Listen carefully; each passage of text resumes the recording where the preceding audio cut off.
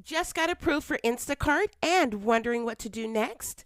In this video, I will walk you through how to complete your first Instacart batch in this step-by-step detailed tutorial.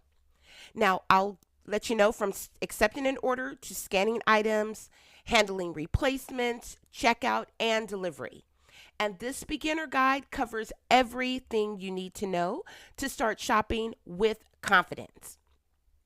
And in case you don't know, my name is T. I have been a full time Instacart shopper for over 8 years, and I've done over 10,000 batches. So if you want to know all things Instacart, this is where you should be.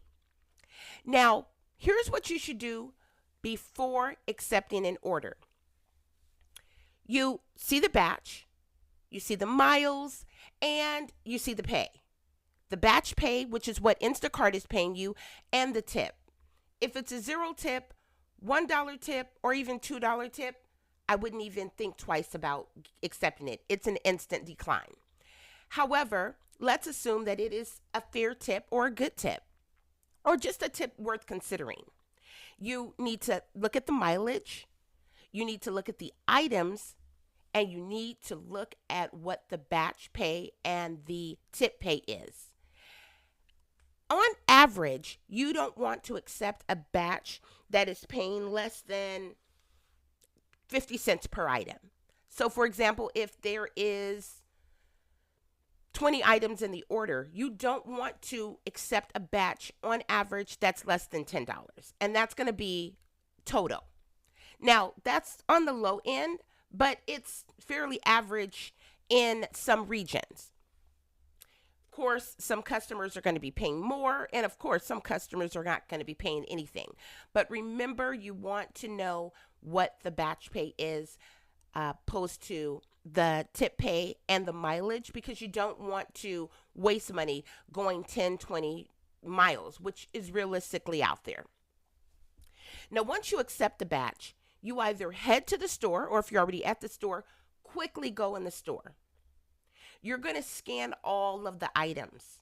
Scan them all just so you know what is on the list. Sometimes the list is in order, which is usual, but other times there are things that are not, and produce would be mixed with, just say, cereal items, and then you have to walk back over there. You just get a quick glance before you start.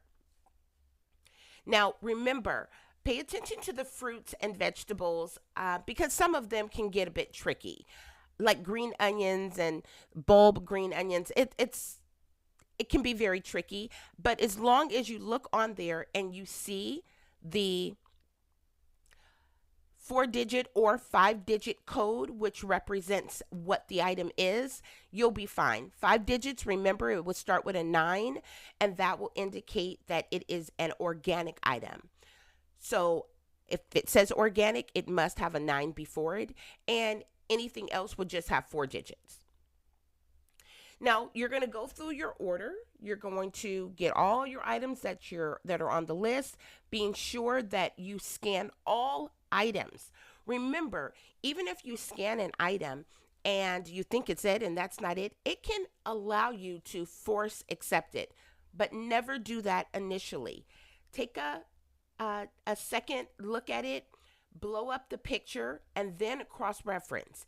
It could be something as simple as the order says they want 16 ounces, and that has now changed to 16.5, and that they no longer have a 16 ounce.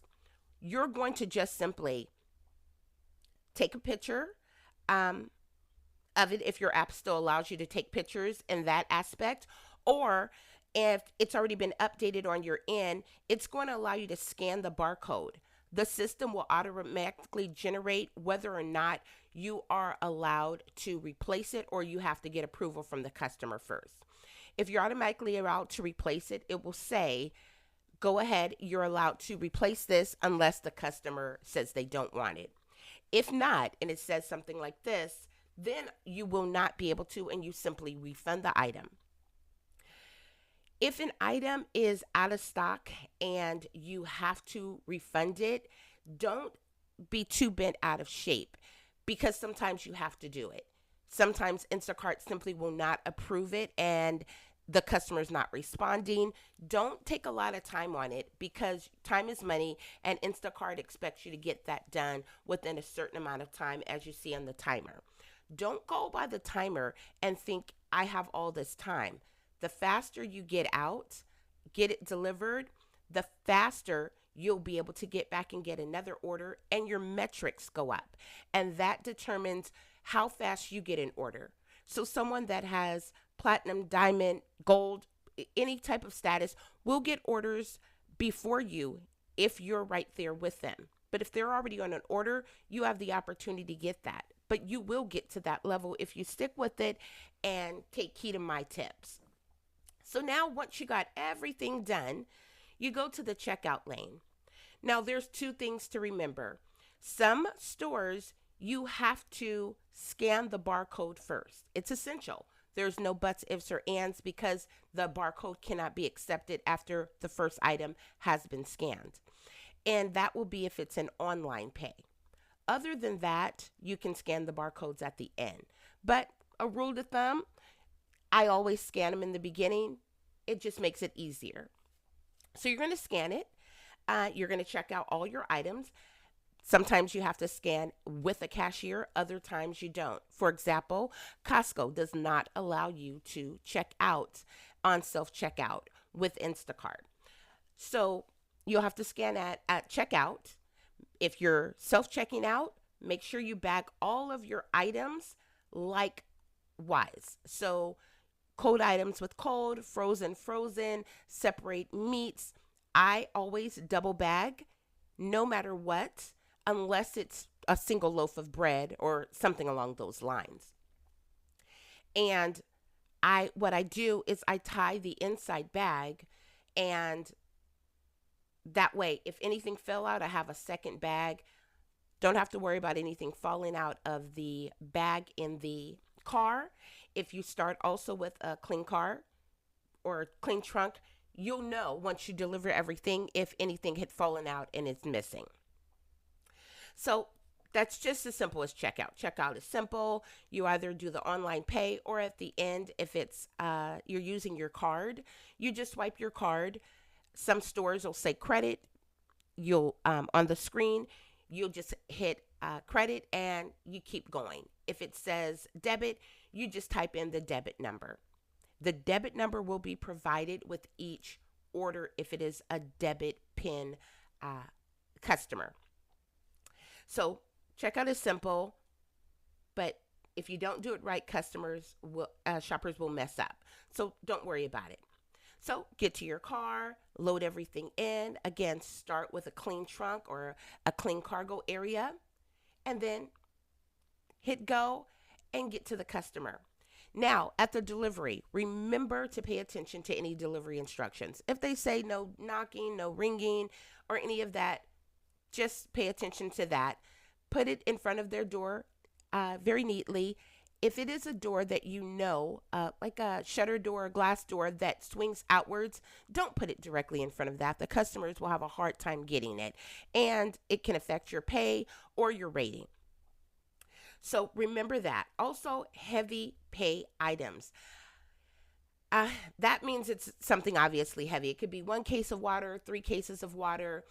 If it is something like that and you're going to drop off at a apartment complex, do not take the heavy items first, especially if it's upstairs, several flights of stairs. You don't know where you're going, first of all, and you don't want to be going up and downstairs with those heavy items. It's much easier with the bag. So remember that.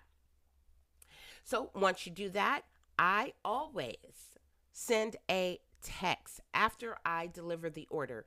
It doesn't matter whether the customer responded during anything or we had any introduction to anything.